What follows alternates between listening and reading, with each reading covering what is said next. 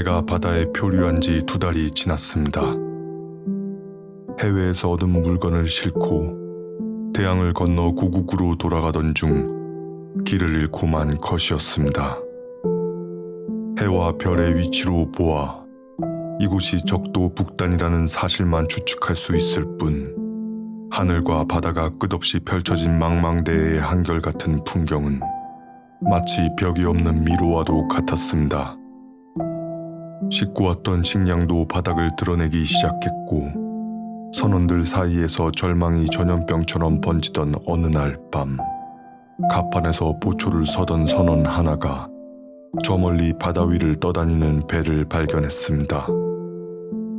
갑판으로 몰려나온 선원들은 배를 향해 소리 지르며 전속력으로 쫓아갔지만 배와의 거리는 좀처럼 좁혀지지 않았고 어느새 배는 호련히 자취를 감추었습니다.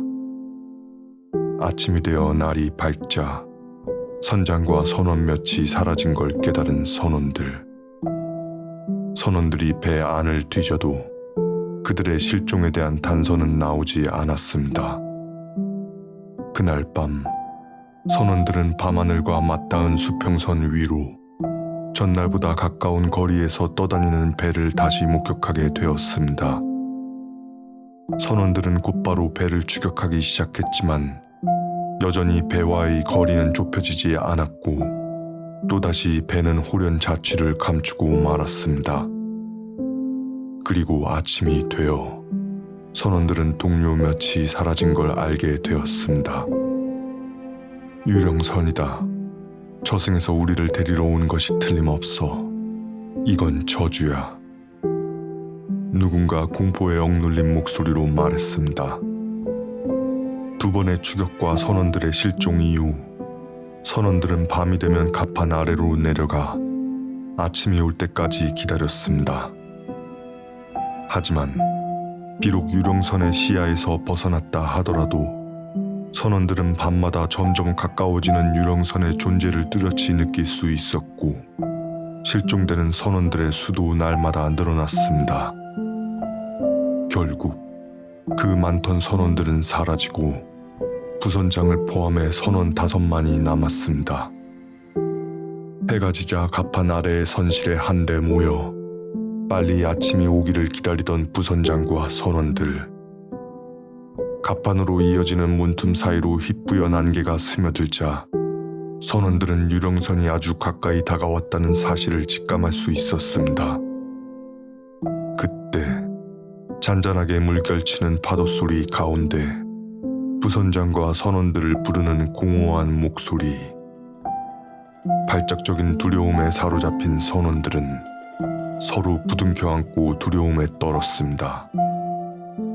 하지만 더는 물러설 곳이 없다고 판단한 부선장은 자리에서 일어나 갑판을 향해 사다리를 닫고 선원들은 그런 부선장을 말렸지만 이미 죽음을 각오한 부선장은 그들의 손을 뿌리쳤습니다. 갑판에 나온 부선장은 뿌연 안갯더미 사이로 보았습니다. 흉한 몰골을 한 배의 모습을 갈기갈기 찢겨 거미줄처럼 늘어진 돛과 기이한 모습으로 기울어진 선체, 갑판에 모여 부선장을 부르며 손짓하는 한 무리의 사람들은 모두 배에서 실종된 선원들이었습니다. 순간 무시무시한 생각이 부선장의 머릿속을 스쳐 지나갔고 부선장은 유령선에 올라타기 위해 배에서 뛰어내렸지만 유령선은 안개 속에서 호련히 자취를 감추고 말았습니다. 몇 주 뒤 항구에 배 한 척이 도착했습니다. 해외에서 얻은 물건을 싣고 대양을 건너 돌아오는 도중 풍랑을 만난 배는 무척이나 흉한 몰골을 하고 있었습니다. 배를 덮친 파도에 휩쓸려 실종된 선원이 5명, 그 중에는 부선장도 포함되어 있었습니다. 그렇습니다. 선원들이 바다에서 보았던 배는 그들을 저승으로 데려가기 위한 저주받은 배나 유령선이 아니었습니다. 부선장이 안개 속에서 놓친 그 배는 이승으로 돌아갈 마지막 기회였던 것이었습니다.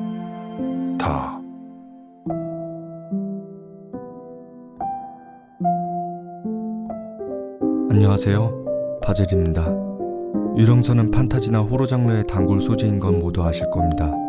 다음 이야기를 쓰기 위해 골머리를 썩고 있던 저는 머릿속에 유령선이라는 단어가 떠오르자 아주 즐거운 작업이 되겠다고 생각했지만 현실은 그렇지 못했습니다. 처음에 아이디어는 저주받은 선원들이 바다를 떠도는 이야기였습니다. 근데 잠깐, 여기서 뭔가 생각나지 않나요? 네, 저주받은 선원들의 이야기는 영화 캐리비안의 해적 블랙펄의 저주에 나왔던 소재입니다. 영화에 나왔던 저주받은 선원들의 이야기가 임팩트가 너무 강했던 나머지 아무리 스토리를 짜도 비슷한 이야기만 나왔고 저는 절망했습니다. 그래서 아예 노선을 바꿔 아이디어를 짜다 보니 자신이 죽은지도 모르고 바다를 떠도는 선원들의 이야기가 나오게 된 것이었습니다. 선원 대부분은 살아남았지만 배에 올라타지 못한 부선장과 나머지 4명의 선원들은 물고기밥이 되었겠지요? 이런 이야기는 영화나 다른 공포 이야기에서도 자주 나오는 패턴인데요. 영화의 제목을 말하면 스포일러가 되니 말하지 않도록 하겠습니다. 음악에 대해 이야기하자면 컨셉은 잔잔한 바다 위에서 보내는 한가한 오후 아니, 망망대해에서 시간 감각이 사라진 기분을 표현하려 했습니다. 잘 전달되었는지는 모르겠지만 그 느낌을 살리려 노력했습니다. 무척이나 아주 많이. 저번 주부터 아내랑 한두 시간씩 산책을 다니는데요. 그동안 운동을 너무 안 하다 보니 30분만 걸어도 발이 아프고 무릎이 아프고 땀이 나고 숨이 차고 어지럽고 집에는 가고 싶은데 날씨는 너무 좋고 아무튼 이 생각 저 생각하며 잘 돌아다니고 있습니다. 그럼 산책길에서 만난 외가리 영상으로 마치며 다음 이야기에서 뵙겠습니다. 감사합니다.